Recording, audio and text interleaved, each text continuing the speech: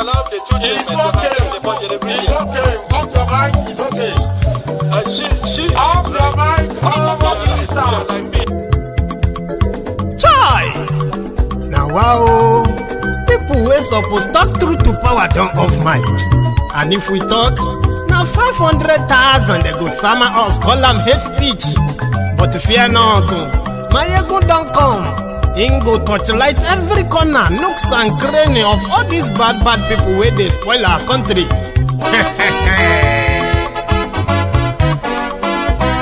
So my people make we laugh, oh, yo yo. Maiyegun don't come, oh, yo yo. My people make we shout, oh, yo yo. Maiyegun don't come, oh, yo yo. Maiyegun don't come, man of the masses, oh, yo yo. Maiyegun don't come, oh, yo yo. Maiyegun diary politico, oh, yo yo. Maiyegun don't come, oh, yo yo. This one not the off in mind, oh, yo yo. Maiyegun don't come, oh, yo yo. Can in the touchlight every corner, oh, yo yo. Maiyegun don't come, oh, yo yo. Okay, some people be they holla say they want the power. Chai, them be promise us say we go get light and power. Nah. Them hustle so they can't get the power. But now they know they do anything with the power. Sure. Every day, dollar just they get the higher power over naira. See them talk say make we off mind, but thank God say Maiyegun don't come. So my people make you laugh, oh, yo yo. Maiyegun don't come, oh, yo yo. My people make we shout, oh, yo yo. Maiyegun don't come, oh, yo yo. Maiyegun don't come, man of the masses, oh, yo yo. Maiyegun don't come, oh, yo yo. Maiyegun diary politico, oh, yo yo. Maiyegun don't come, oh, yo yo. This one not they off in mind, oh, yo yo. Maiyegun don't come, oh, yo yo. Person where they do evil, no one make person talk. Them say that Maiyegun, that man too they talk. He too they talk. Say Maiyegun diary, he they hot like pepper. But every day then they take money in bulk. Poor man picking, they the street they hawk. Still them talk say make we no talk. But thank God say Maiyegun don't come. So my people make you laugh, oh yo yo. Maiyegun don't come, oh yo yo. My people make you shout, oh yo yo. Maiyegun don't come, oh yo yo. Maiyegun don't come, man of the masses, oh yo yo. Maiyegun don't come, oh yo yo. Maiyegun diary politico, oh yo yo. Maiyegun don't.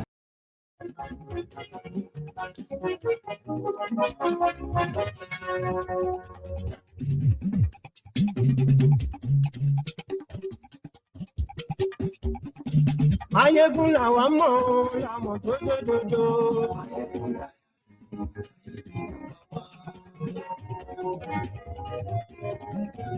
Maiyegun làwa mọ̀, làmọ̀ tó dòdòdò.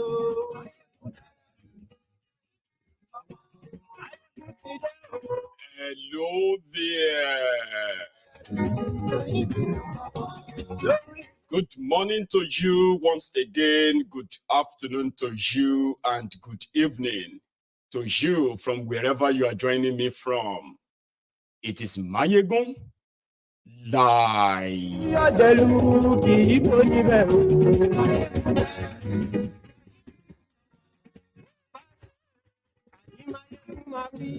The sad and terrible news coming from Plateau State, just like those before it.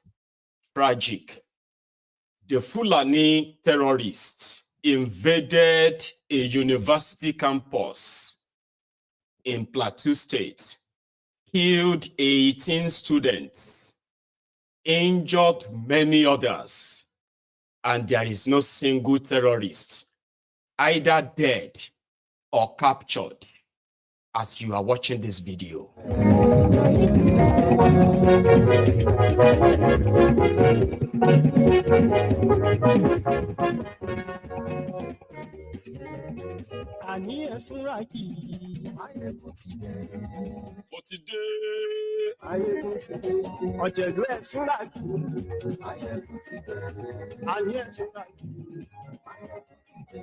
Let it be on record, as all facts have proved, the only ethnic nationality in the current contraption that is currently killing other ethnic nationalities in Nigeria right now is no other than the Fulani and their terrorists. And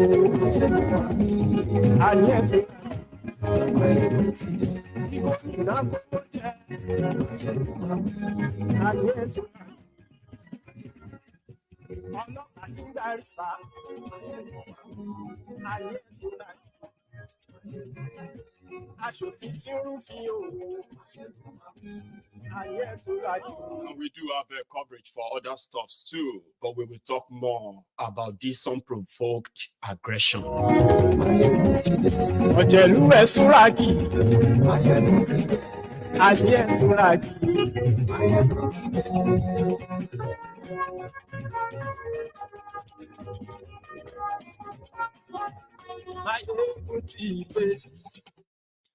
Today, once again, sorry about the imbalance in that background music. I'm still working on it. And one of these days, we will get it right, like everything else. So good morning to you once again, good afternoon to you, and then a good evening to you from wherever you are watching from. This is Maiyegun Live. And if you have taken your time to read the caption or beyond the caption of the broadcast, a little bit on the description, and you have shared this or liked it as well, I will say thank you. So let's get down to it. Among many problems, because there are really many, facing Nigeria, the biggest of them is the infliction of insecurity. I mean, a lot of us who witnessed the beginning of this politically sponsored ethnic cleansing called the Islamic Jihad that is currently being waged against non-Muslims in Nigeria. In fact, it has escalated beyond these terrorists, going after those they call the infidels, the unbelievers. I have severally used this my platform to educate a lot of us who don't really understand the mismatch in the contraption called Nigeria.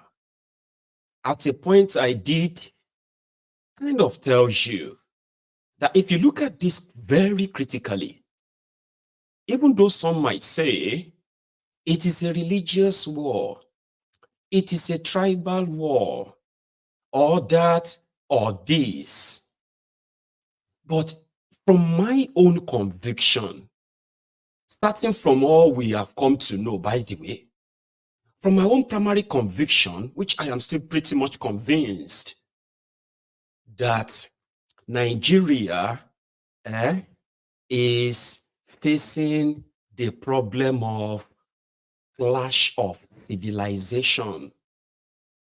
And what does that mean? This is 2024, ladies and gentlemen. A lot of countries, they are aspiring to build their own colony, different colonies outside this earth. Some are trying or attempting to take over the moon, others space, others, like that. They are aiming, they are breaking ground on different scientific, technological breakthroughs. They are solving immediate problems and the future problems. But in Nigeria, there are those who are still stuck in the 18th century, 19th century Nigeria, kind of.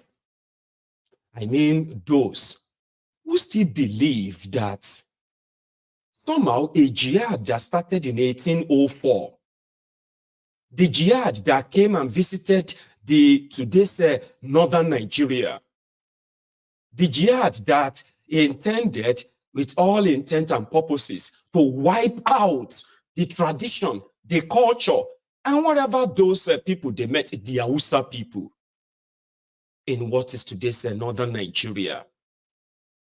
Those who are still stuck in that the conqueror mentality, those who see their fellow men as so little or even trash. I mean, those with the mentality of, we are born to lead you. It doesn't matter if they have no clue of what they are saying, but they believe it. I'm talking about in a country where you have those who are still stuck in this 1804, 1807 jihad, that the place called Nigeria today was the estate of their forefathers, with Madam Fodio, the first jihad to visit terrorism on the peaceful people of Hausa land, 1804 to 1807. This is 2024. There are those who are still stuck in that. There are still those who are stuck in the belief that it is either their way or the highway. Now, you cannot coexist in a country with people with that mentality who doesn't actually really see you the way you see yourselves. Now, a lot of people have tried to push this aside. No, it's nothing. And some people will just want to keep us divided. Now, no, they are real.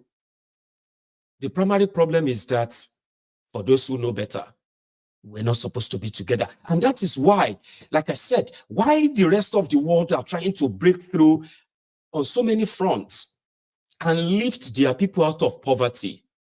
What those in charge of Nigeria have been romancing is total bloodletting, terrorism, corruption, and on like that. So, the highest of it, which is now this jihad they have unleashed on Nigeria and Nigerians, started with Boko Haram. While they were waging the war, the violence war, from all fronts, at the people of Nigeria, Boko Haram's government was waging economic war on Nigerians.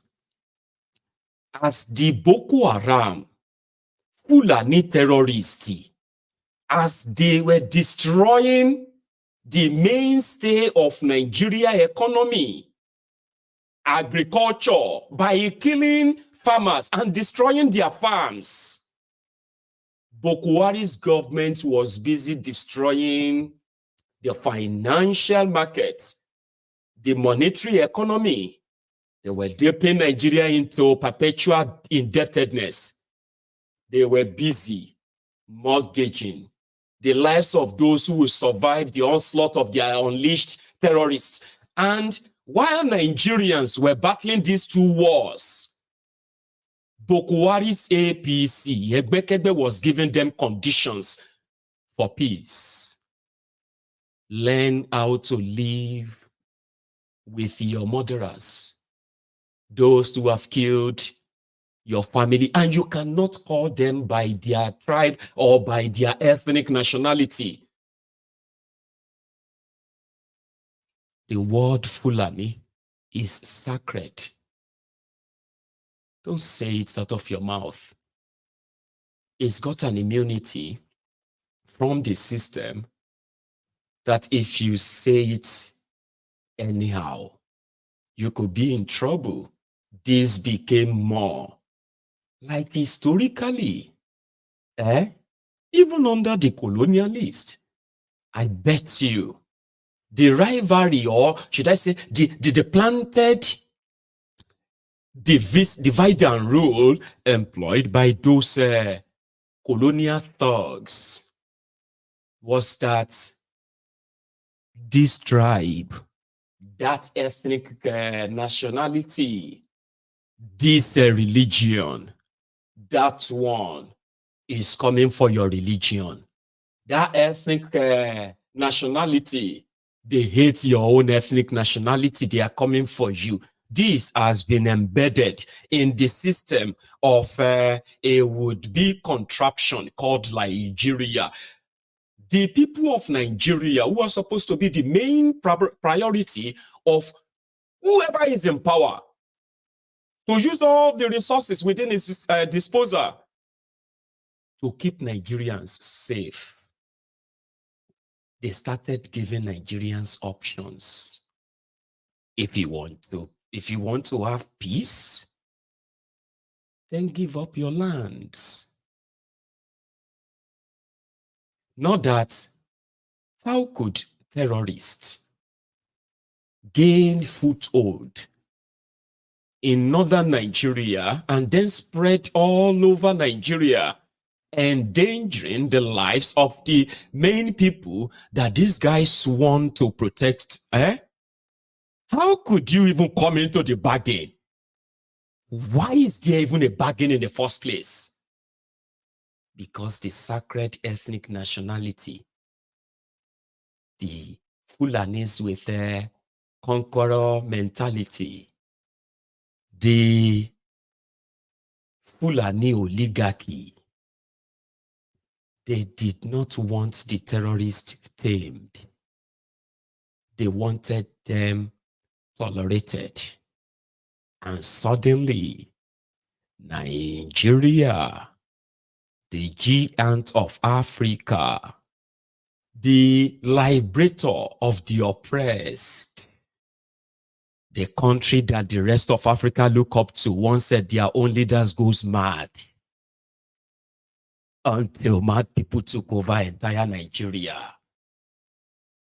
And terrorists became priorities. Citizens, they became just pawn on the chess table of the criminal-minded politicians. They taught Nigerians to get used to terrorism.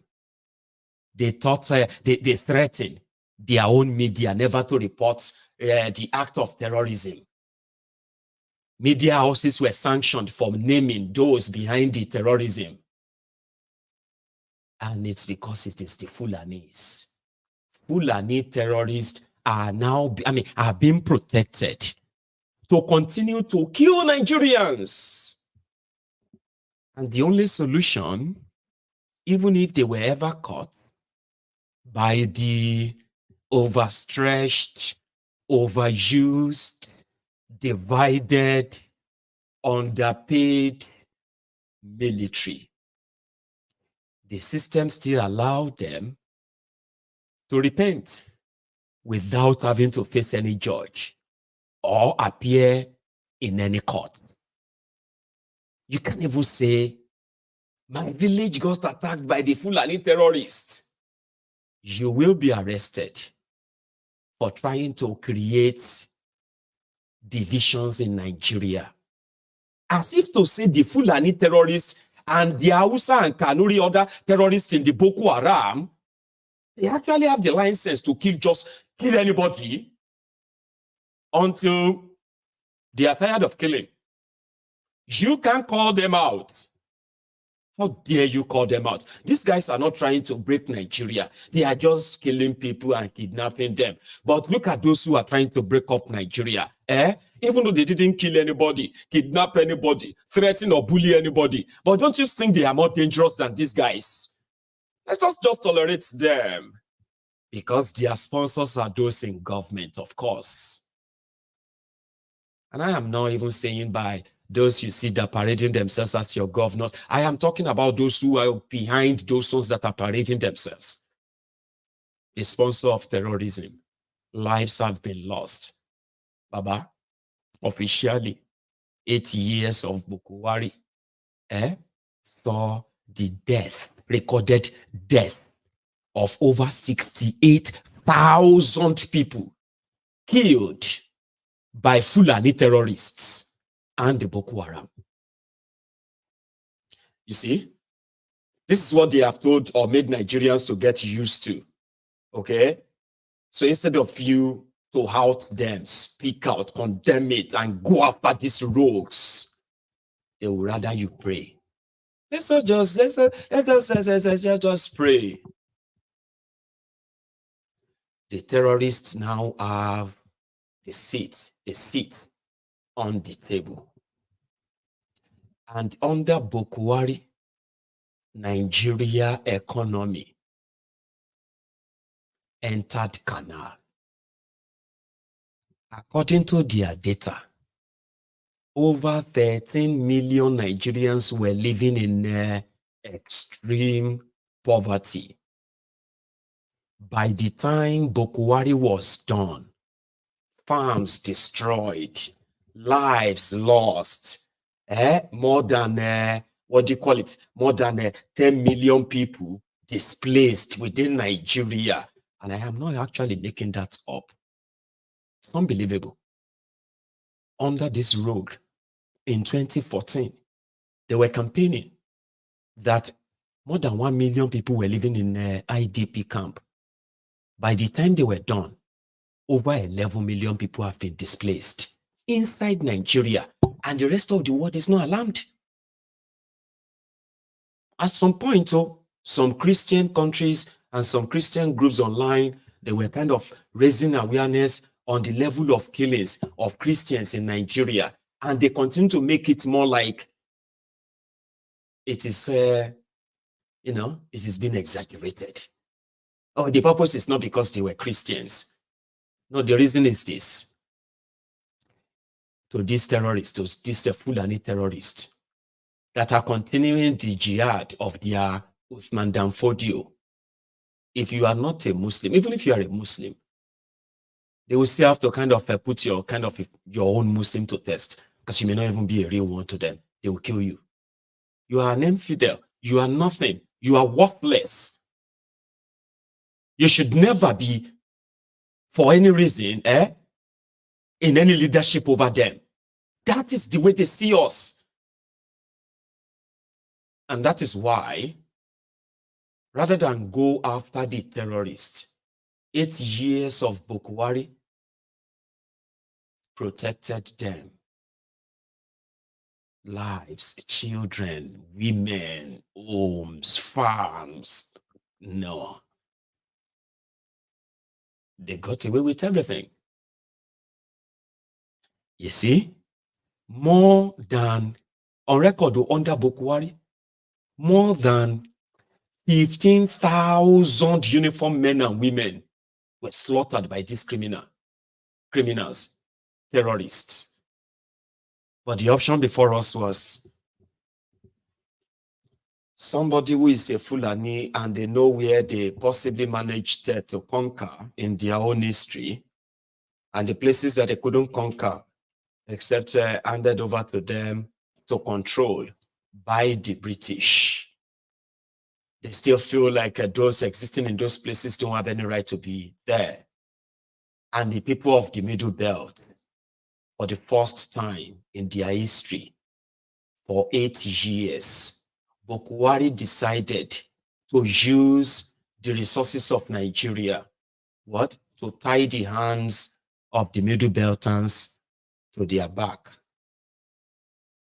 and gave the Fulani terrorists the free ride to slaughter them at will.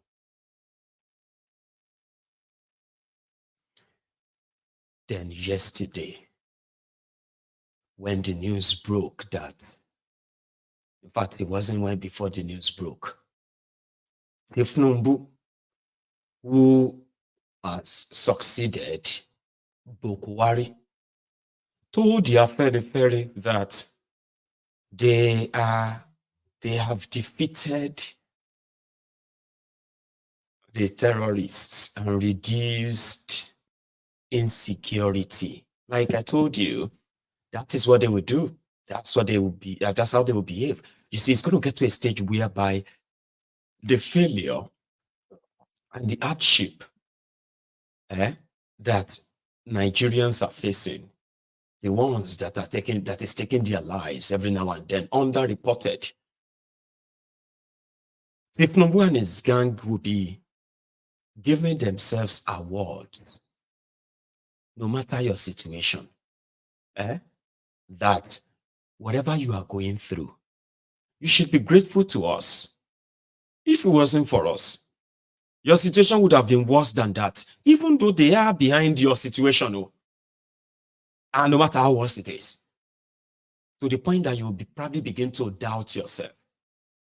Maybe you are the problem. Maybe Nigeria is already working. Maybe you are just the one who didn't know. But it was less than 24 hours before the news now broke. You remember that prior to the amalgamation of the North and the South, the intention at the time was that they did not want the exposure of the South to corrupt the feudal North. And therefore, it is totally considered a sin against the Sultan and the emirs if you come around to try to want to preach openness or kind of like, preach their rights to them. It is considered as a threat to the caliphate, their sultan, their emir, and the rest of them. And this was actually Lugard's creation, Boko Haram, that you are hearing today. It's the word for book is a sin. Western education is a sin. Can you even believe that? That the British, who brought Western education into the southern Nigeria, and they were the same people that were promoting Western education is haram. Western education is haram in northern Nigeria. And that was the origin, the origin of Boko, book, is haram. And when Boko Haram started their reign of terror in Nigeria, they specifically targeted educational institutions and any sort of establishment that is involved in education, enlightenment, and what have you. Theirs was to go there, burn the place down, and kidnap and kill as many people as they can. That was their campaign. No education in northern Nigeria, no Western education, only Quranic education. You see, Boko Haram that was carrying gun under Goodluck Egbere Jonathan, they were delivering the first part of the message of their sponsor, who finally found a home inside APC, Egbekegbe.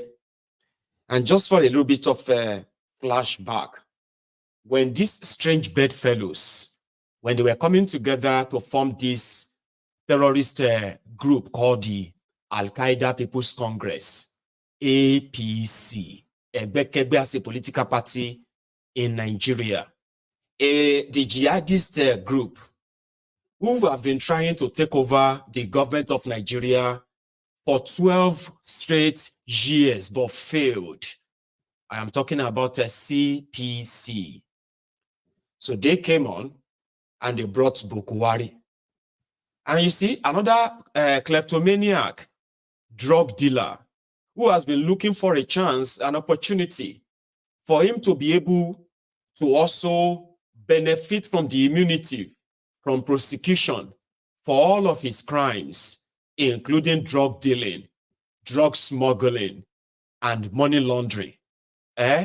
His aim is, once you become the president of Nigeria, even if you are a murderer, a genocidist, it doesn't matter what anybody says, it will help you to keep all that you have managed to, corruptly acquire for yourself. A kleptomaniac needs a protection, lifetime protection for all his loot. A jihadist terrorist needed the power to further advance their campaign of jihad under a pretense called democracy. But they couldn't. They could not muster the number. The kleptomaniacs and the career criminals, they too couldn't muster enough number. Then the disgruntled established people destroying people, ongoing disillusioned, power drunk criminals, PDP. They shall find these strange bedfellows, shall find themselves, and they formed a political party, which is actually a cult, a mixture of the terrorist sponsors, sympathizers, thieves, treasury looters, and dream killers, and on like that. These strange bedfellows, they now formed a cult-like political party called Al-Qaeda People's Congress, APC. So when the power sharing arrangement came to be, the jihadists, they got the biggest cake, the CPC. The kleptomania career criminals, the druggies, they got the number 2 share, vice president. And in fact, when they wanted to deceive the gullibles that they will later kill or render homeless or push into the poverty basket, when they wanted to deceive them, they said, listen, you are already facing 2 wars in Nigeria. The first one is that of the Boko Haram that want to Islamize Nigeria. The second one is that of the Lagos Ibadan media, led by Tinubu and his camp to propagate enough propaganda that could make the 2 combo fear. All the preaching was about fear. If you don't give us power, Boko Haram will take over this country. They will kill everybody. If you don't give us power, good luck. Jonathan will loot all the money. All his friends will loot all the money. All of you will be poor.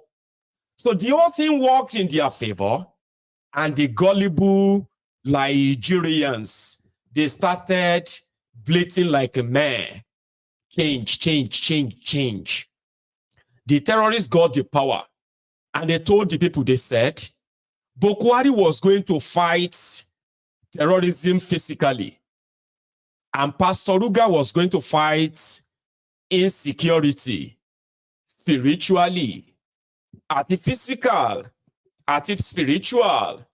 Nigeria ended up as the poverty capital of the world.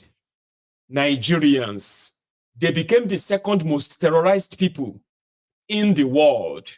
A country they told us is not at war, but we have over 10 million displaced people who are currently scattered all over the country. And it's not just in northern Nigeria, in case if you don't know. The people of Bakassi, near Cameroon, Calabar, Akwa Ibom, they have also been burying their dead. But Nigeria didn't tell you. Maybe it's because it is what it is, right? Until it happens to you. So now let's now push it a little bit forward. Then they took the power. Instead of fighting terrorists physically and spiritually, they started negotiating with them.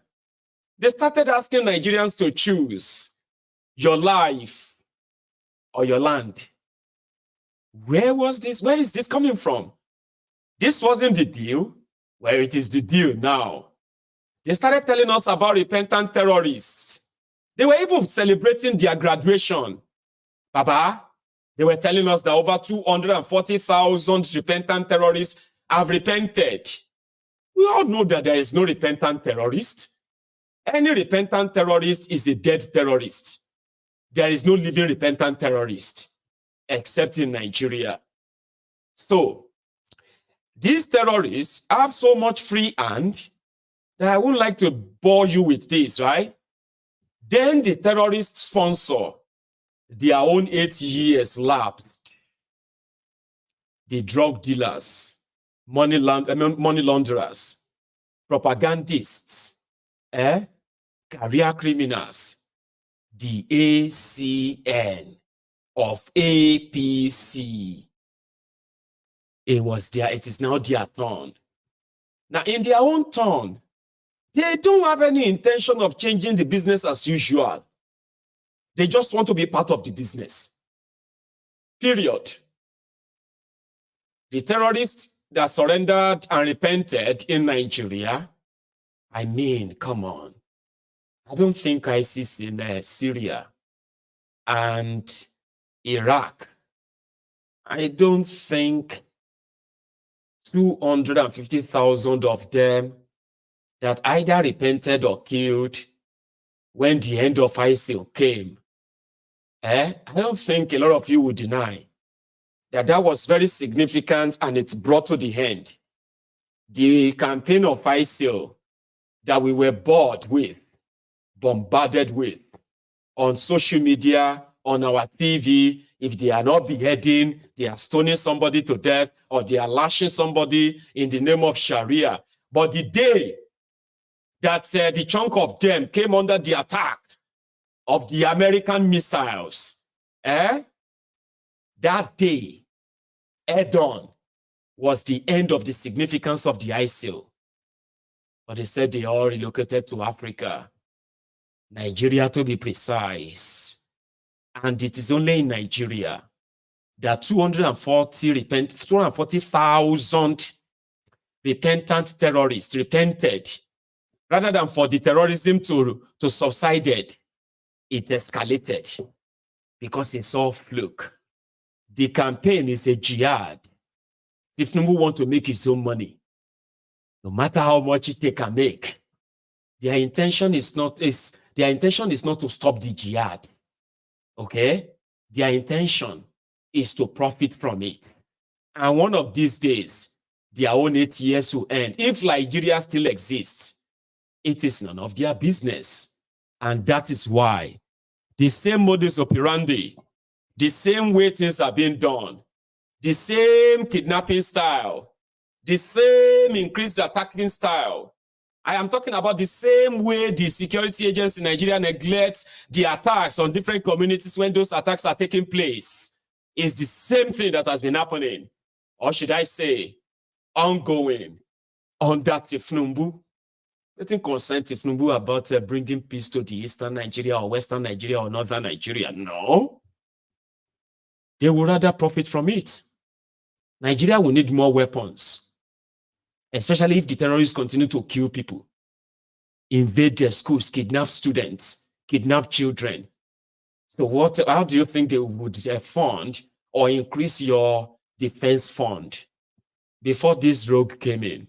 I mean, I remember the Nigeria budget under Goodluck Ebere Jonathan was 15 trillion.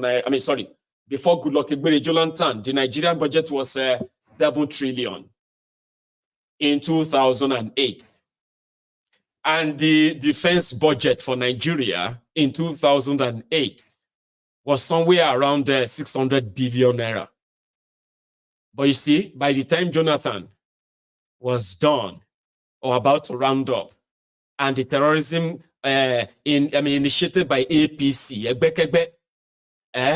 was at its highest, they were milking it. Nigeria was spending about 15 trillion naira as national budget and more than 2 trillion naira on defense. Then Buhari came in. Nigeria started spending over 5 trillion on defense weapon. Most of the money ended up in private pocket of your service chiefs. Buratai is a multi-billionaire. He is protected. The people that he was supposed to keep safe under the threats or from the threat of the terrorists in Nigeria, they are living in IDP camp. Their own chief of army staff, Buratai the butcher, lives in the palace. So the money keeps increasing as the budget, as the defense budget in Nigeria keeps increasing, so is the terrorism. So it is an industry, a very huge one, at a very great cost of human lives, precious lives of the people that they told are Nigerians and are supposed to be safe in their country, but they are not. You are not. So when they attack this community, this school, I can't show you all the video of the gunshot. Some of you possibly have seen them. But I can show you briefly the few reactions that followed. And the people actually demanded for the military to leave their area. What are you doing here? I mean, get out of here. Like you are here. Our children got attacked. 18 of them got slaughtered on their own school campus. About people were running. Oh dear. Have you seen the video?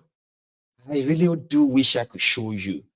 But the most I could do is to remove the sound so that we don't get told to possibly remove the entire video. So that's why I didn't add it. About people were running. Gunmen, Fulani terrorists, on their bike or on their foot or on their feet, Baba, they were shooting straight into the crowd. It was war unleashed on this school community. I mean, they've done it many times. There were so many other students of, I remember the student of University of Shena Zamfara also, Gusau University, where they kidnapped 17 students, most of them young ladies, subjected them to different inhumane treatment that you can think of. And they were there with them for months. I don't know if they have actually released them till now. Or going into the school or campus community, shooting like that. I have another question, and this question is for those of you that are calling yourselves big boys, hot boys, Aye, Ake, Lord, and the rest of you. I mean, when terrorists like this come to your schools, do you also run like others and hide? Or you just bring yourselves out and say, listen, they have guns, we have guns. They've got machetes, we've got machetes. We will cut them off. Have you ever thought about that? Those of you who are cultists, in some of the communities where these terrorists have gained so much influence and control, or you can only oppress those who do not have any gun like you. Because I do ask people, I say, Nigeria is a place where a lot of people will be telling you to watch your mouth. Be very careful. You know that all these, you have to watch your mouth. Don't go and offend the Jews, I mean, the court boys. So don't go and offend number 2. But majority of you are just pure cowards. You are as useless as those who are asserting authority on the powerless people too. Una too like all these, I mean, this what do you call it? This massive, oppressive appearance. Did you ever call yourselves and be like, come, all of us who are cultists of Plateau State, we are going to form a ring. We're going to put end to this invasion here and there. Like, bring yourselves out like you do come out, and a lot of people will begin to hide from you or run away from you because all of you are coming out flying your color, flying your chest, carrying some guns, high on drug, drunk as fish. You know, all of that show off. Edo cultists. The news of the Fulani attacks in Edo State, subjecting your mothers, your fathers to some horrible experiences, including killing them. Ajua, who got you, and all of this is. Do you ever kind of like come together and be like, on my way to how we go date this place? Some Fulani terrorists go come here, come they molest our mothers. Call all of yourself, call all the houses and say, oh yeah, bring all your best sharpshooters. but you won't do it. No, be so. You won't. It's like the Nigerian military, Nigerian police. They don't go to people with guns. No, they don't. They will ask you, how many guns did they have? They have many guns. Oh. About 50 AK-40. 50 AK-40. How many are they? The last count, they are like about 400. 400. Are they Fulani? Yes, they are Fulani. You count 50 guns. They always have more than 50. Oh. Officer, you are a police officer. Let us go and... No. I am not trained to face that kind of people. Is that what you say to yourself? Oh, we are not trained to face this kind of people. We are only trained to oppress those that will see us and run because they have nothing to actually fight back. Let's go to that Bokkos quickly.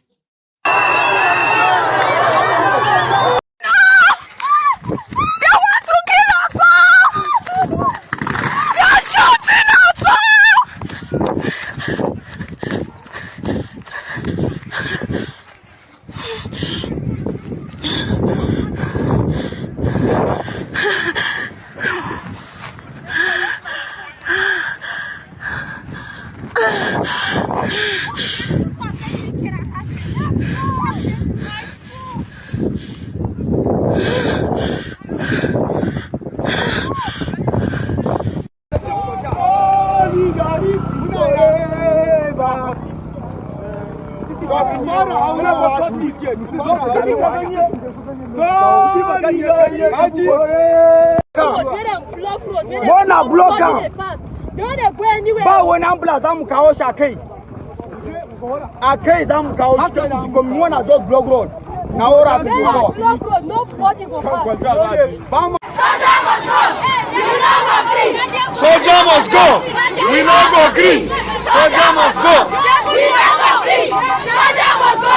We no go green. Soldier must go. We no go green. Soldier must go. We no go green. Soldier must go. We no go green. Soldier must go. We no go green. Soldier must go. We no go green. Soldier must go. We no go green. Soldier must go. We no go green. Soldier must go. We no go green. Soldier must go. We no go green. Soldier must go. We no go green. Soldier must go. We no go green. Soldier must go. We no go green. Soldier must go. We no go green. We no go green.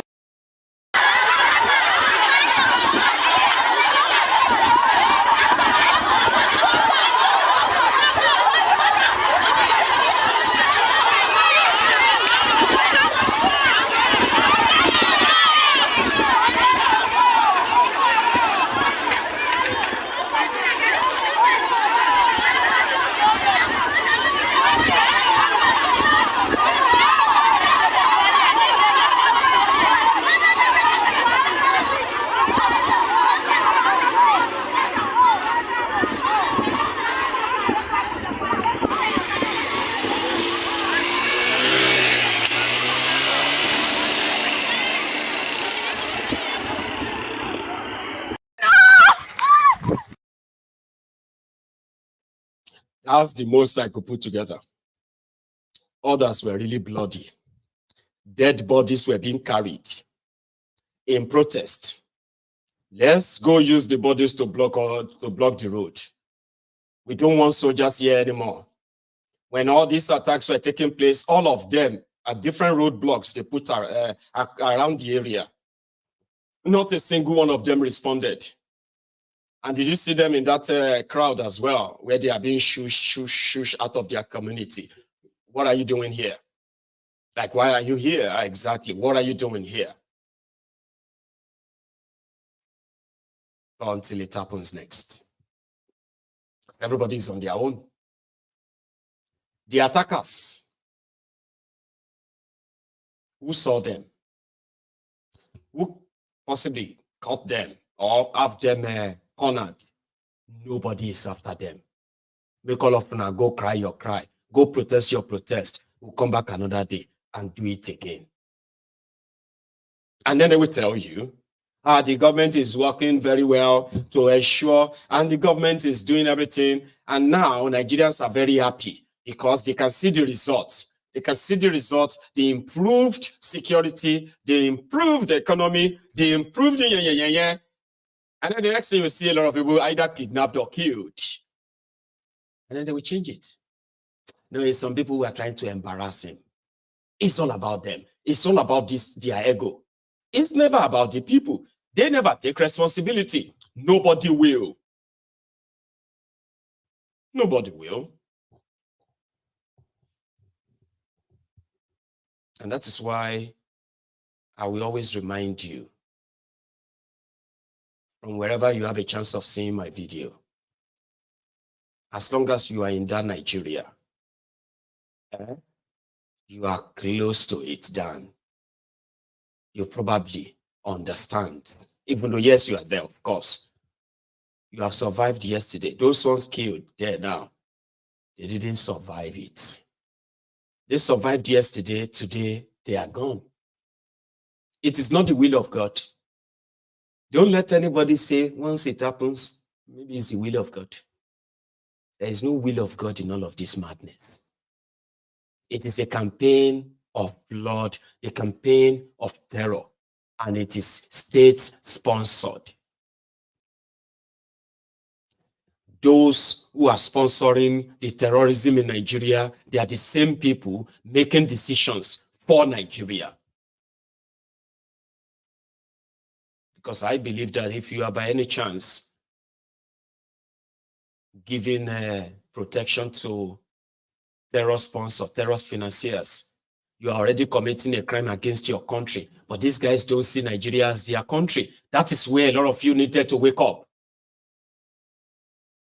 You won't do this to your country. You won't protect terrorists in your country or their sponsor. You won't. But if the terrorist says, no, we are fighting the cause of Allah, it is a jihad, and you as a Muslim, you are obliged to protect us. And this elite, who know themselves, they do exactly the same. And that is why, for those of us who survived today, we may never survive it tomorrow.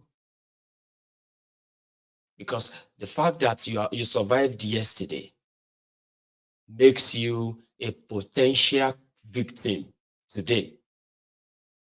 Will you survive today again?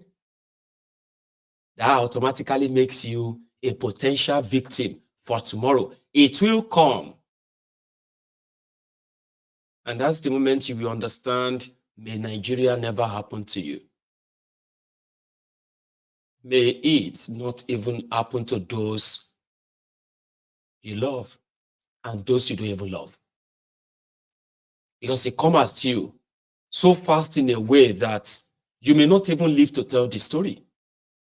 That is the worst part. You see, when you experience Nigeria and you live to tell the story, sometimes when you tell the story, a lot of people, some people will be like, that's impossible, that's not true. Have you ever told your life experience? Have you ever told somebody your life experience in Nigeria? And they are like, no, you are lying. Like they don't believe you. Have you ever? Well, I have. I have told people my story and experience of surviving Nigeria. And I've had people that felt like, oh, no, that's impossible. And I've had people, because they possibly have shared similar experience, it is relatable. When I was just about 12 years, in my effort, I grew up very quickly.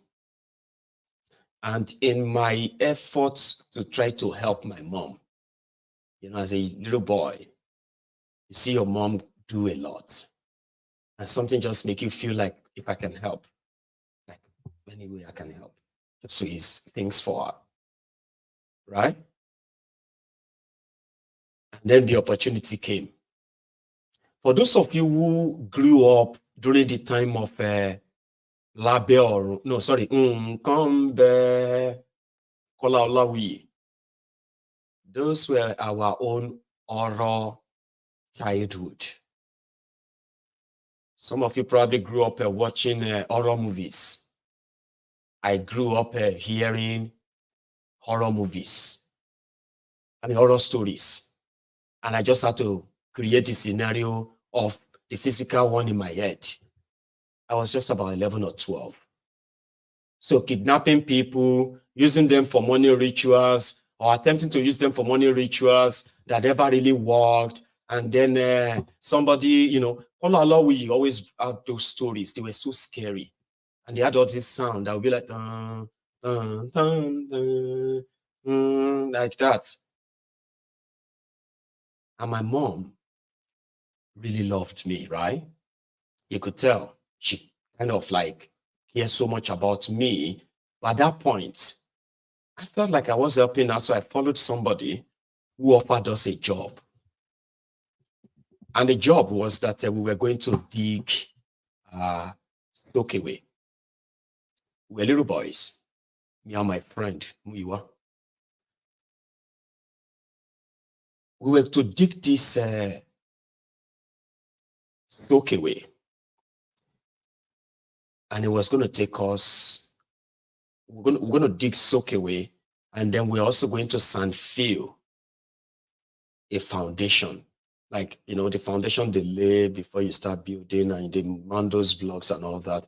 And then we have to like go and get a wheelbarrow, build the whole thing.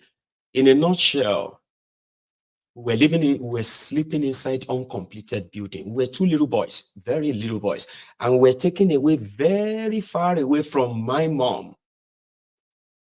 So let me give you an example. If you are familiar very well with Ogun State, and okay, let me go use another one that is probably going to be easier. Let's assume that I live with my mom in Lagos, and I'm talking about like interior Lagos. Then I was to go to Ibadan, somewhere in Ibadan, a site, construction site. Very little boy, very, very prone and vulnerable to any form of abuse, exploitation. In fact, going for that job was a huge exploitation at my age then. But I had to grow up fast. If you grow up in my own time, as it's probably now, it is now, and you do not have any, whether silver spoon, wooden spoon in your mouth, you would have to grow up very fast. And if you end up having to be the firstborn, you have to grow up very fast. So we were there for about 5-6 days.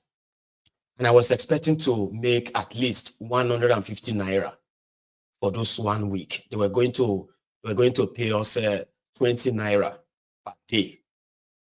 And I was going to make 150 naira for those 7 days, including feeding. So while we were there, Kola Olawi was now released, was kind of was presenting a program. And the program is about some young people that were not lured, kind of, but I could use lured, deceived and promised job at a construction site. But there was no construction site. The only construction site was the digging of the grave where the ritual was going to take place by the boy they deceived.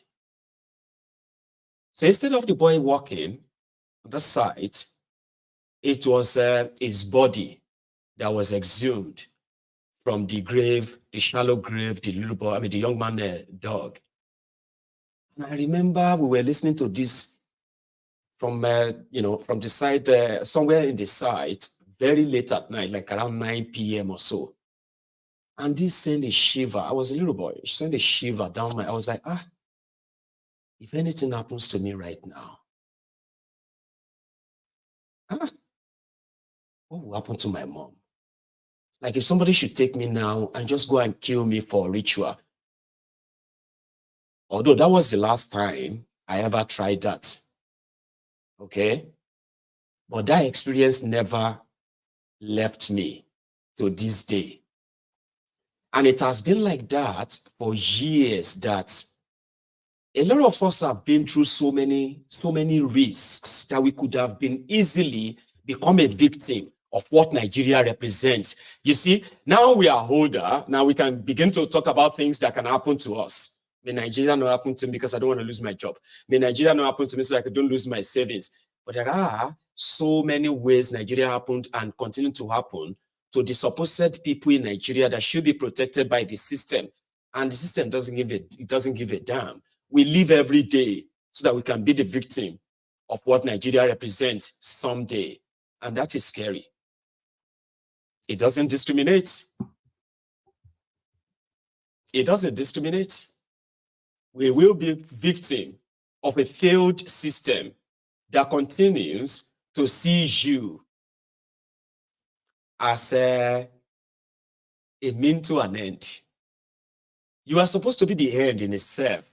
If you have a citizenship, if there is truly a citizenship called Nigerian, it's not real.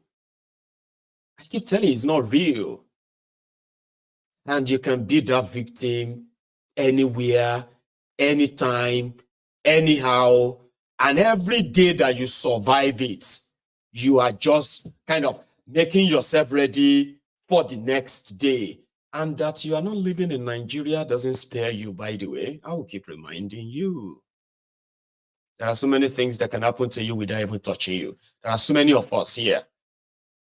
There are all these stories that we are hearing, as, you know, as bone crushing as they kind of can be. There are some of us that dread such news coming from the place of your love or the people you love. There are some of you that if any of this kind of thing happen to those you really care about in that country, it will break you. Meanwhile, you are not there. You are not the one being kidnapped.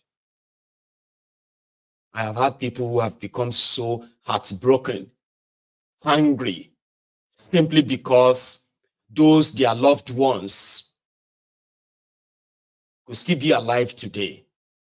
If so and so was working in Nigeria, if so and so was there, if the doctors were not on strike, if the oxygen was working, if there was electricity, if the policeman didn't delay us, if my loved one will still be alive today, or my daughter will still be, our this will still be alive today, and they remain broken from these experiences, and that's what Nigeria represents. You can never run away from it, ever, but you can cope. All right, by trying to feel like, at least it's not directly me, but it can be you. And I dread that too. I dread it. And that is why when you look at the collusion, the actions and inactions of those who rather profit from this than do their jobs, it breaks hearts. It does. And there's no one that can pretend or try to kind of, mull it in a different way. No. 18 students lost their lives. And Nigeria is a place where when Nigeria happens to you, that is when you will understand the insignificant stats or statistic that you are. 18 people died. Majority of us won't give a damn about whether the 18 that died, whether they are male, whether they are female, what classes they are, how old they were, who are their parents, what happened to their family. We will never know. All we know is 18. 270 school children have been kidnapped. That's it. 270. 160 people killed in Niger, 88 people kidnapped, and were 50 houses burned. That's it, just statistic. Just a number. And when Nigeria happened to you, that's when you will understand that you are just a number. And you should never just be a number. You are human. You are human. You have blood that is running in your vein. You have life that is full. You are human. You are not a thing. So if they are to treat you as a human, not as a thing, you will know. But to them, you are just a statistic.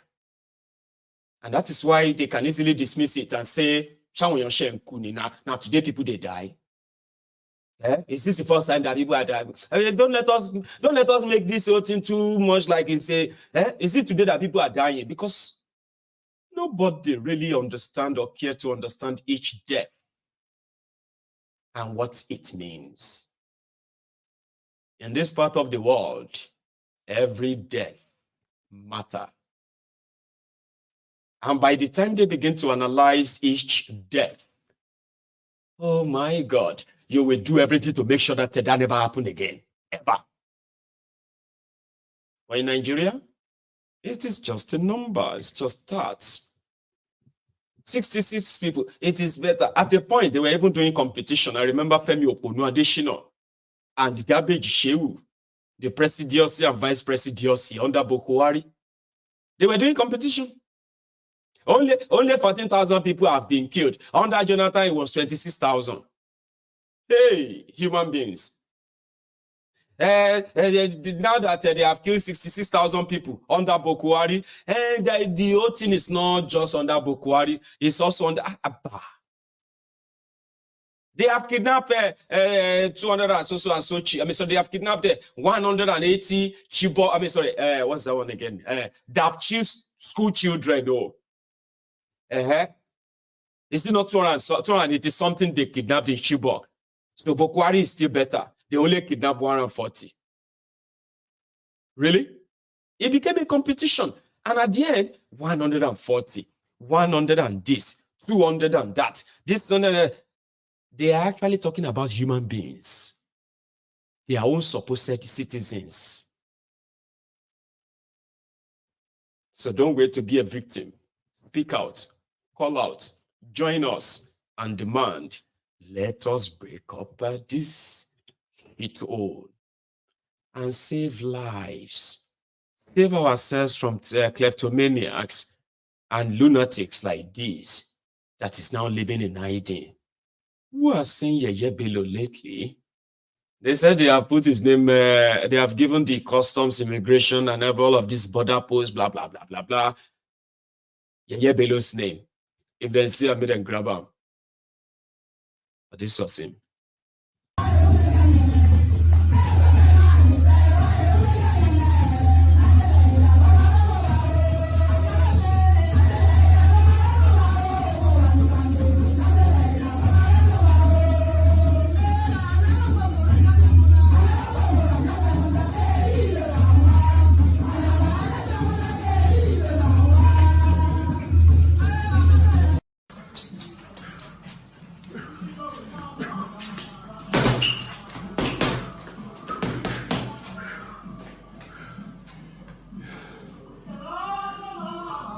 Freedom, equality, and justice. Democracy and social justice means that the vote of each citizen shall count. Each and every vote should count equally. No vote should weigh more than the other. The principles of equality of vote must be protected by the court. The interpretation of Section 134(2) of the Constitution, the much announced by the petition. Yahaya Bello, I got few of his clips together, and somebody also put together a piece just to kind of give you the clarity. You know, I did tell you this whole thing is not because EFCC of Tinubu suddenly cares about the Kogi people. No, they don't give a damn about you. Nobody cares about you. I promise you, they don't give a damn. But Yahaya Bello proved to be a sort of spoiled brat. And in public and in private, for some reason, he dared Tinubu. But I don't know if it's Tinubu that is dealing with him now or the people around Tinubu. But somebody put this together, if you don't mind. Events leading to the 2022 APC convention to elect a presidential candidate, 13 out of the 14 northern APC governors agreed that the party's presidential candidate be zoned to the south. As you can see, it's not only aspirant. The governor of Jigawa State is also an aspirant, and he's here with us. And we met. But the governor of Kogi State chose to excuse himself. Governor Yahaya Bello of Kogi State was the only northern APC governor who went against that agreement. 13 of us are on one page on this subject, and we all came to see the president. But the governor of Kogi State excused himself. He threatened to destroy the party and said he will go to the press.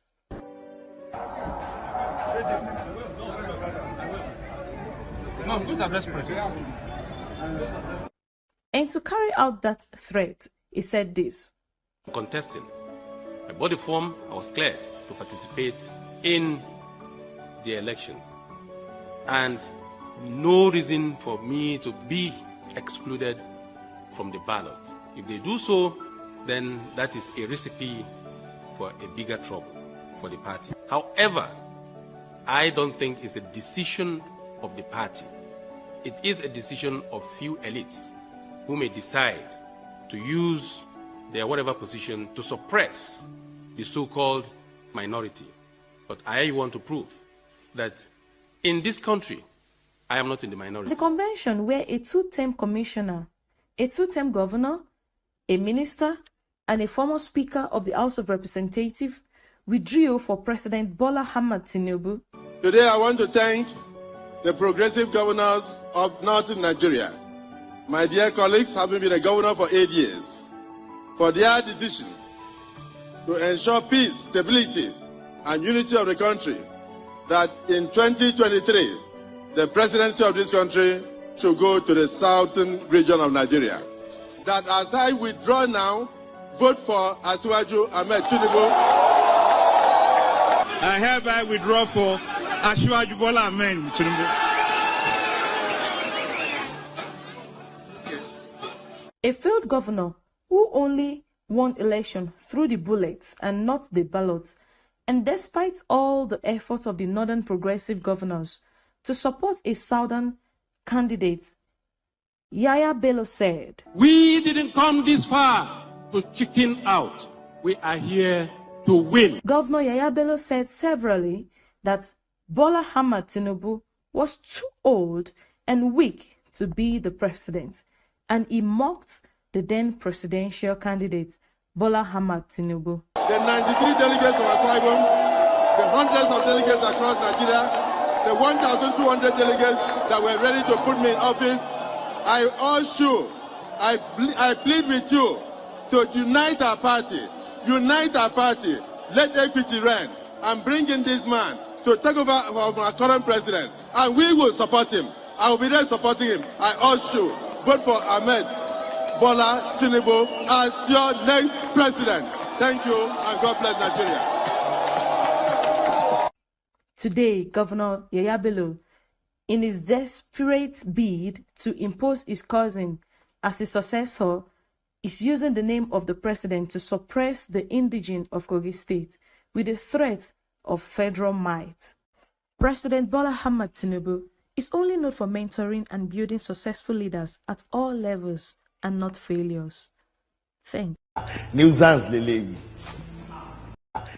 President Tinubu will long build the successor leader. That one is toasting Tinubu there, so that they can help them deal with Yahaya Bello.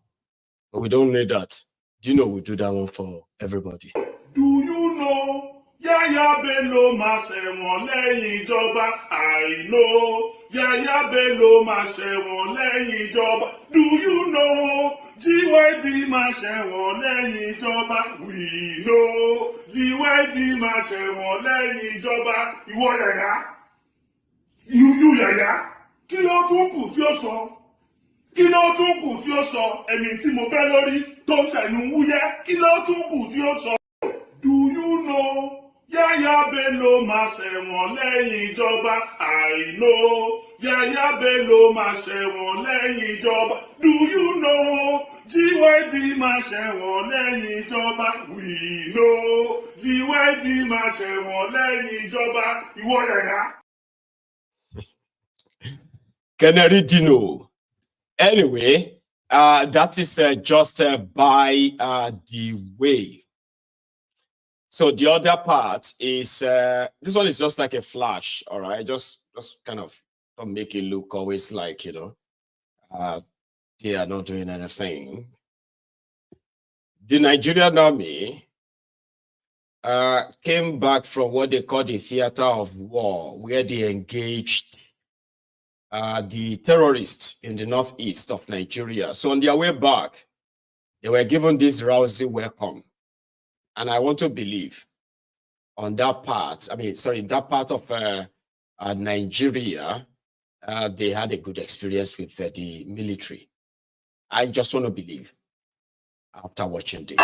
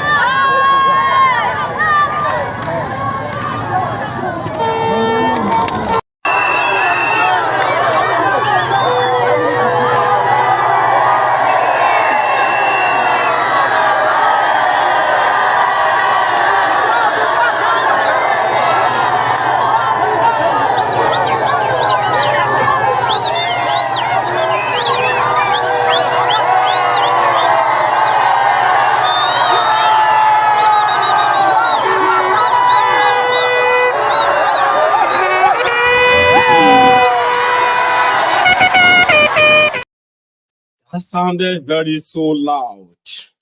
Sorry about that, okay? So that was the Nigerian soldiers being celebrated by the community, believed to have been liberated from the shackles of the, terrorists. Let's put it that way. However, the image on your screen, I'm even trying to see if I could get the clip for this. So give me a sec. That is Okilo, I believe, the king of Okuama. Remember that man that surrendered himself when the Nigerian military or Nigerian army declared him wanted for, give me a second.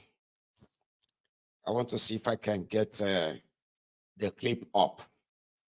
Just tapping on that, okay? So yes, this guy surrendered himself to the Nigeria military when they declared him wanted. After he came out to sort of, condemn the killing of the Nigerian soldiers in Okuama, according to the Nigerian army. He came out before their propaganda of trying to silence him gain momentum, and he said this was not done by his people. He also said that twice they wrote to the Nigerian army over the activities of oil bunkers, those who are stealing crude oil in the Niger Delta. But the Nigerian military ignored him. The recent of such report was as early as this January 2024. But it was ignored because there were those behind it anyway. Because that's our theory. Our theory is that after the supposed killings of soldiers in Okuama, we found out that it was Nigerian military, Nigerian soldiers, army, Nigerian army, who have been involved in oil bunkering, stealing of Nigeria crude oil, or protecting those who are stealing Nigeria crude oil. So it is a cartel. But there's another guy who they believe is from Ogbomotoru in Bayelsa. He is believed to be a sort of a new guy on the horizon who decided to open up his own depot of crude oil stealing and selling.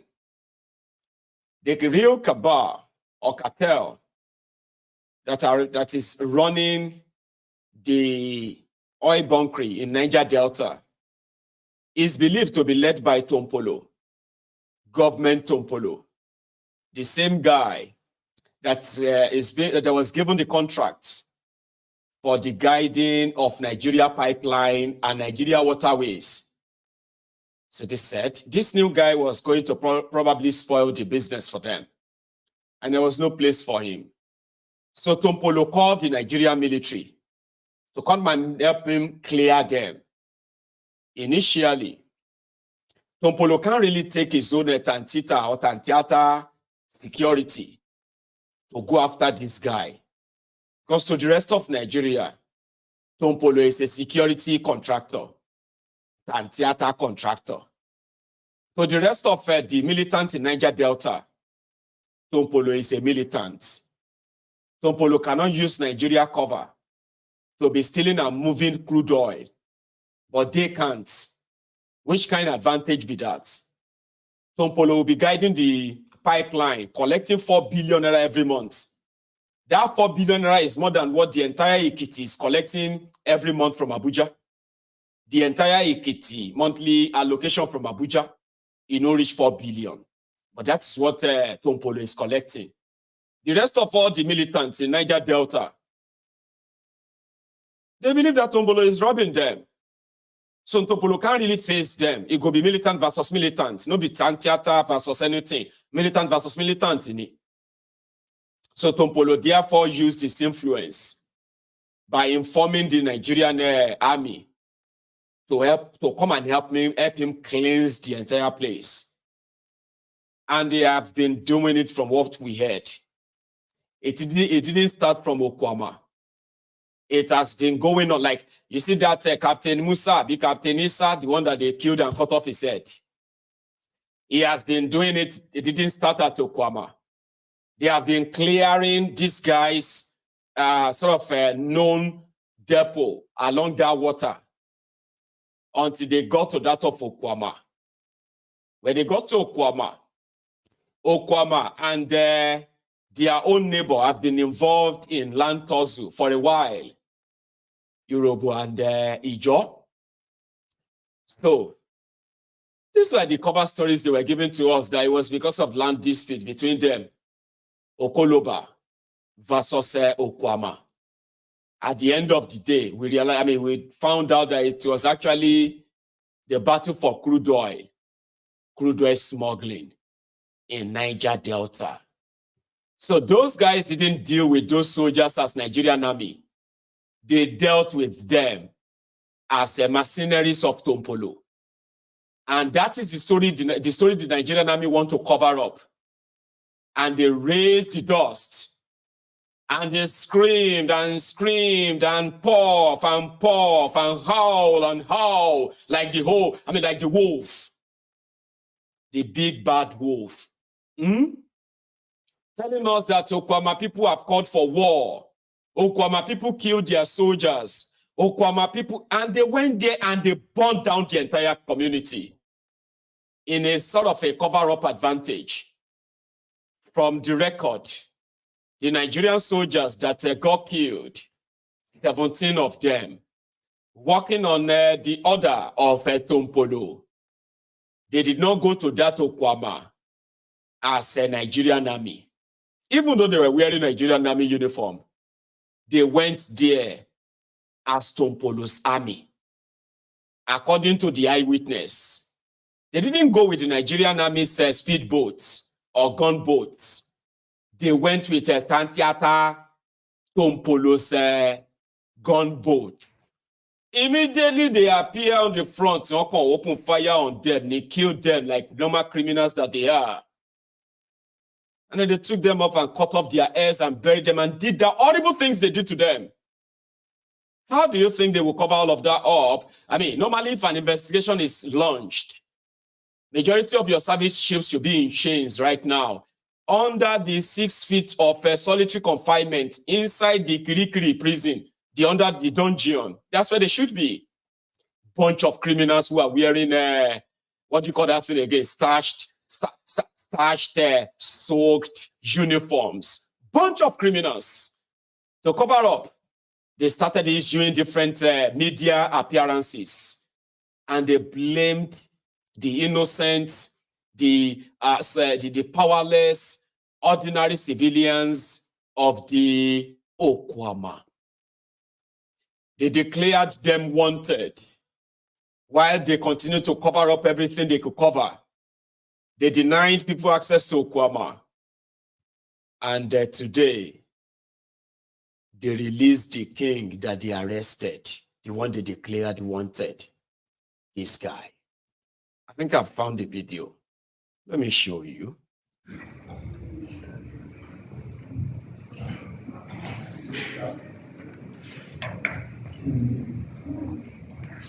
Hello, Highness, you are most welcome.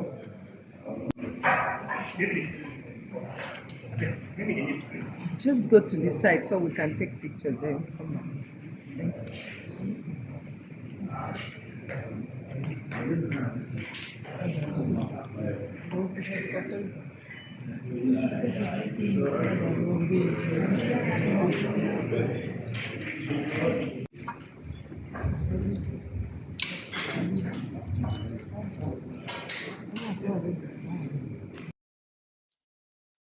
And the guy came out and he said they treated him well.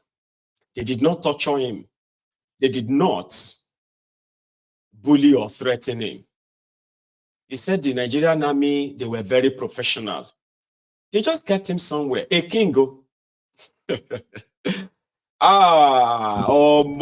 One true emperor.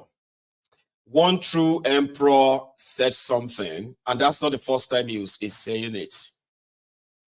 Maiyegun, when Yoruba nation comes, we probably should do everything we can and remove this royal father, royal this, royal that, and get rid of them from our entire system. Because they are now or more the creation and sustained by the rigged system in Nigeria. Therefore, the supposed traditional institutions that should have so much respect have none. And also, therefore, majority of them have chosen to side with the entire establishment for their own, for their own survival. So it is no longer about the protection, preservation of culture, tradition, glory, and the self-esteem of their people, the people that put the crowns on their head. They are mainly just, the appendages of the corrupt establishment, which is pretty much their own enabler too, like sustaining them. And I'm like, of course, we can look into that too and have a chat around it. And if there's going to be any traditional institution, constitutionally rules that is created for them, should never, for any reason, put them under any politician or put the politicians under them. Put both them and the politician under the people. Whether you are a king or you are a queen or you are a president or a prime minister, in a country where the people owns the power, you are just their servant. You pass the line, they get rid of you. Doesn't matter what kind of design your crown is. I like that better, instead of taking them off away completely. But one true emperor, if he has his way, get rid of them. But yeah, these guys kind of have to just play along. It is nothing. The king of Okuama people has been in detention after his community got attacked by the Nigerian army. He was declared wanted. Like the entire Okuama people, they are nothing. Nobody their king, they prison. So it's like when one of the service chiefs, right, comes in, say, do you have sergeant in the army? No. Corporal, maybe corporal. Corporal, sir, where is that man, the king of Okuama people? Go and bring him here. Tell him I want to see him. Go and bring him. Just imagine that. Imagine somebody's like, hey, say, Corporal, sir. And they say, sorry, where is that Awujale? That man that is called the king of the Ijebu. Where is he? They say, he's there in the prison, sir. He's complaining of back pain. I can go and bring him here. Come here, Baba. You are the king of Ijebu. Stand up properly. Because to them, they do not have Nigeria. Generally, Nigerian system does not have any regard or respect for them. Why do you keep putting crowns on their heads? So that they can end up as the puppets of the politicians that can remove the crown, and there's nothing you can do about it. So it's questionable now when people say, our tradition, our culture, how can you disrespect our Oba? But there is no respect for any Oba in Nigeria, man, except their Fulani emirs and sultan. No joke. The only Oba that I don't mind, nobody cares who you are. If you offend them, it's not even an Oba. It's like their spiritual teacher, sultan. Now only them feel deal with themselves. Abacha that removed their Dasuki, installed Masido.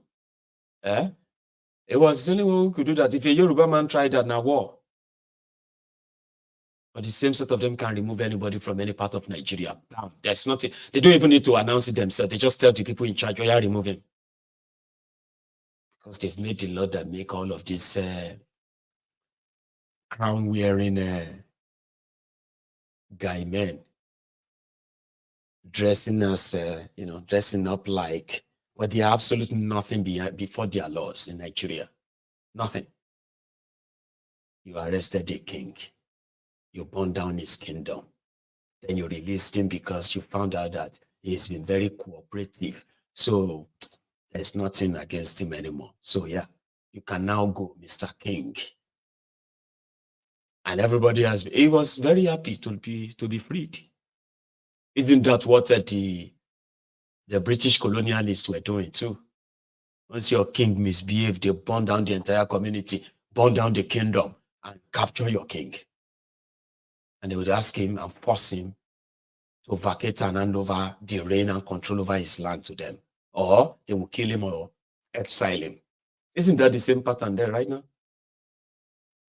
The king of Okuama people. They have granted the king of Okuama people bail.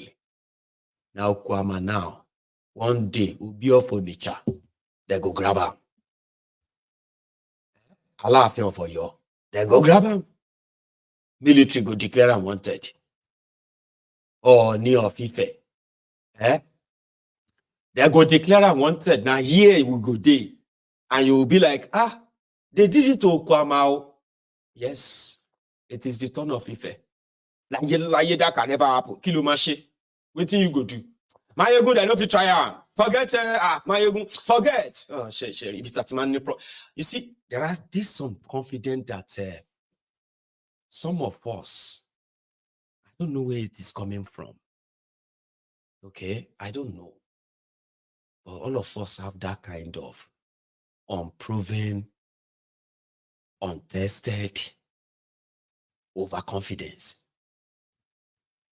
Maiyegun, let me tell you, if they try this one with Yoruba, all this is the day they try to kidnap Yoruba and do all this terrorism in Yoruba land, Nigeria will finish that day. For the past 80 years now, Yorubas don't pay ransom. We reality world alone you. Now you are now joining all of us and say the Fulanis are very bad. These Fulanis are evil. These Fulanis, we must make sure. Oh, no people now they tell us then say they don't fit trying for Yoruba land. Maiyegun, let me tell you this. They cannot try that in the East. I tell you 100%. We have ESN. We have this. We have. I'm not rubbishing your stuff. I'm just saying that all of you get that kind of mindset. When I can't see video of Enugu where the Fulani terrorists are killing the people of Enugu, destroying their community. Now they say, hey, Maiyegun, that one now Bokkos that one. Now this one, stop it. There's almost nothing you can really do because you see those that allow some certain things to pester for a while. Sometimes they have lived in that comfort zone for so long that until it finally happens and they will be like, Maiyegun, Nigeria is finished. Those who told me that they will never kidnap anybody in Europe, if we only try that nonsense in Yoruba land, they will call for war. And them come they tell me, Maiyegun, that country is finished. I said, but what about the war? They don't kidnap us without a pay ransom now. They kill king and kidnap king. They kill king, kidnap king. Now, they haven't killed a king in the East. But kings in the East have paid their ransom too to terrorists. They have. The point there is that what can never happen is what you probably chooses never to allow, not what you tell yourself. It can never happen. Nigeria is worse than that as we speak. And the ideal thing is possibly to tell ourselves that if you are tired of all these endless, horrible happenings, you don't want to share in these mysteries anymore. You should join us in knocking it into the head of Nigerians, women abroad too, especially the abroadian Nigerians, those ones that always love Nigeria from abroad. Maiyegun, I know you. I know you are supporting the breakup, but Maiyegun, me, I don't really support that. Maiyegun, I actually really believe that Nigeria can still work. That's somebody who is calling me from Canada. I said, when was the last time you went to Nigeria? Oh, it's been a while. Why? It's because, why? It's because of all this news and all these things happening, we're just trying to be careful. Okay. loving Nigeria from abroad. I love you. And may the Mogus who actually sees you as somebody who loves Nigeria, may they never be smart enough so they can keep seeing you. And you too, you can continue to live your own delulu, your delusion. I know a lot of you who look at me every now and then and be like, this guy is deluded. You didn't know that Nigeria will never break. Because you have said that to yourself 1 million times. And therefore, I am the clown. You are the patriotic Nigerian from abroad. Let us believe in our, you see, I know that, oh, you don't know goddamn shit. You don't know nothing. You are projecting your worst fear when Nigeria break. So what are we going to be called? You are worried about that. I love Nigeria. You don't love Nigeria. Shut up. You love the illusion of Nigeria. You know that illusion? The illusion of, if to say our leaders are, if our leaders can just do the right thing. Oh man, Nigeria is such a beautiful country. This country it would have been the greatest country on earth. Look at us now. Look at music. Look at football. Look at sports. Look at literary debate. Look at those are the illusion of Nigeria. You love it. You know, majority of them are not real. They are not real. But something tells you, if to say we have good leader, this country would have been the greatest country, my brother. No, it won't. It won't. There is no good leader, great leader that can make incompatible people to live together in peace. And since there will be no peace, there will be no progress. Once there is no progress, there will be no development. So illusion Nigeria, they like. You love it. The biggest country in Africa. A very rich Africa. A very you tell yourselves. That illusion since your childhood. I had it. I did have it too. The illusion of, man, see this country. Man, I have to say this country. Talent did this country, Baba. Nigeria get talent. Our resources say this country. Resources. 99% of the resources that is in Nigeria, Nigerians are not trained on what to do with them. But they are so. Do you know how much they say titanium? What is titanium? Oh, you don't know. Do you know what they say the concantum? What is concantum? It's found in Sokoto. Concantum is 10,000 naira per kilo. They love the work. They love the money, but they have no clue about the technology. They have no idea of what to do with them. But they love the illusion. The illusion of, this country could have been the greatest country, Sha. No, it won't. Don't be daft. It probably would have been great countries if we were allowed to actually operate based on our identity, language. Maybe we would have a chance. You do not have any chance in this kind of arrangement, ever. So, yeah, one day the illusion will stop. It stopped for me. I used to dream that one day I was going to be president of Nigeria. I swear I believe in it so much. And I was so naive and ignorant that I lived that dream. Until maybe when I turned 17. In fact, when I was going through so much hardship as a little boy, I actually thought it was preparing me for the position of the president of Nigeria. I wanted to join the army. I told you this story before. Yeah, I was going to join the army.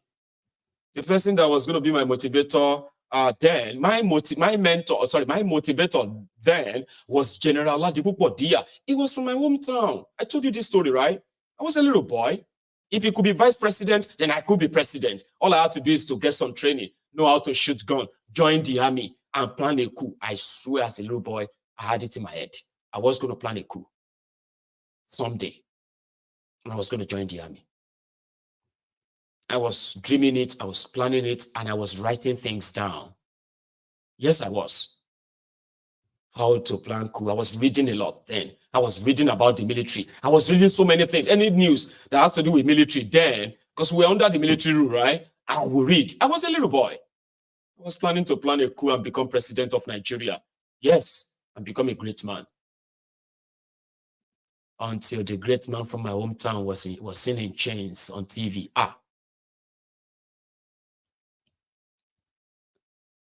General Diakoluwa on TV. They said he has been arrested for coup, and they were going to kill him. Kill him, ke. General Adisa. Then they released some other videos where they were begging Abacha. I'm not joining the army again. I don't want to join them anymore. Do you get that? So that was how I was like, no, I'm not joining the army. Because you know something, Nigeria is a mismatch. Our problem is not how to choose good leader or not good leaders, you are saying. Our problem is that we're not supposed to be together. And if we are to be together, it must be under an arrangement that all of us agree to, conditions that nobody can breach. And then you get the adequate understanding, adequate education about who you are, what you have, and what you can be by yourself, for yourself, and for those your own children and children. That's the only thing that could have happened. And you can say, yeah, you could have been great. But this first contraption, you wish. I'll leave it at that and save the rest of my energy. And initially, I wasn't going to take calls. I think we should just have a wee chat, and then I could end it just before the full time, if possible, right? Let me go make myself a cup of tea. See what I have for you. See what the indebtedness of each state in Nigeria, and this is just a domestic debt. Majority of this money are money that you can't really point out at what they use them for, right? But the debt is completely on their people. It's on them. And that is the contraption there that you hope it will be greater someday. I'll leave you to that. I'm going to go make myself another cup of tea, okay? If you are still here, probably you can participate in the chat after this, okay? I will be back.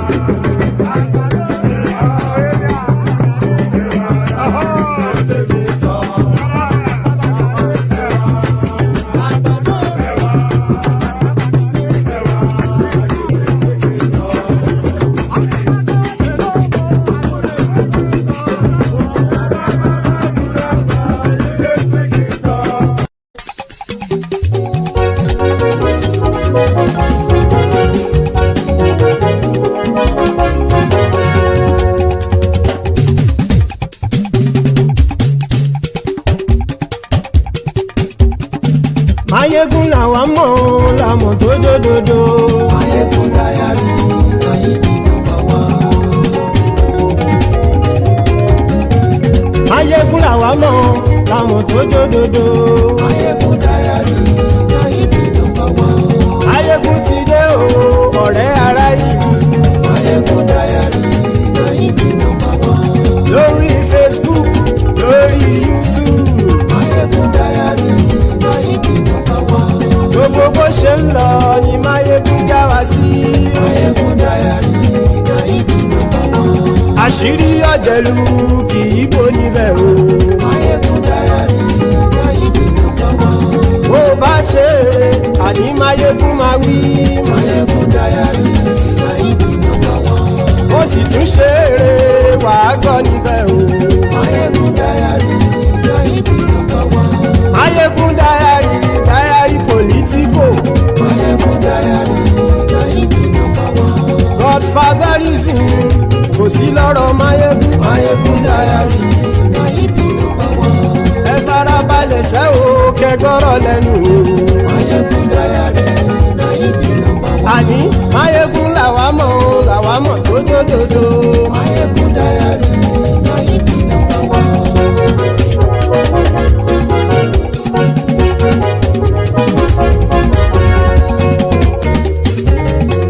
Àní ẹ̀sùn ràkì. Maiyegun ti dé.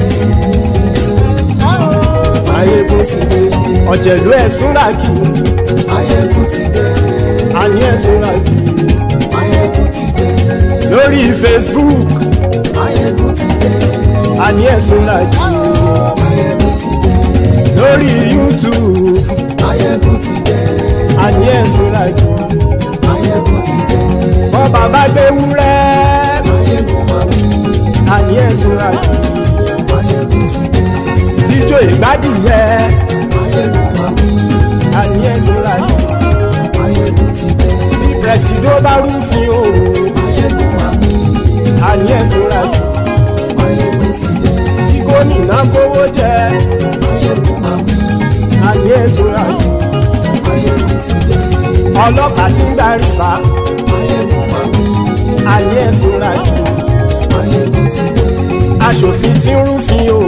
Maiyegun máa wí. Àní ẹ̀sùn ràkì. Maiyegun ti dé. Òpùrọ́ olóṣèlú. Maiyegun máa wí. Àní ẹ̀sùn ràkì. Maiyegun ti dé. Ọ̀jẹ̀lú ẹ̀sùn ràkì. Maiyegun ti dé. Àní ẹ̀sùn ràkì. Maiyegun ti dé.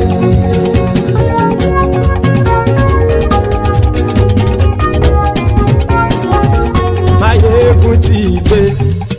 Gbogbo ọ̀jẹ̀lú ẹ̀sùn ràkì. Maiyegun ti dé. Gbogbo ọ̀jẹ̀lú ẹ̀sùn ràkì.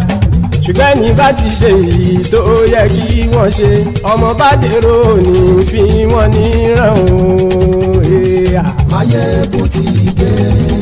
Gbogbo ọ̀jẹ̀lú ẹ̀sùn ràkì. Maiyegun ti dé. Gbogbo ọ̀jẹ̀lú ẹ̀sùn ràkì. Ṣùgbọ́n ní bá ti ṣe èyí tó yẹ kí wọ́n ṣe, ọmọ bá dèrò ní fi wọ́n níran.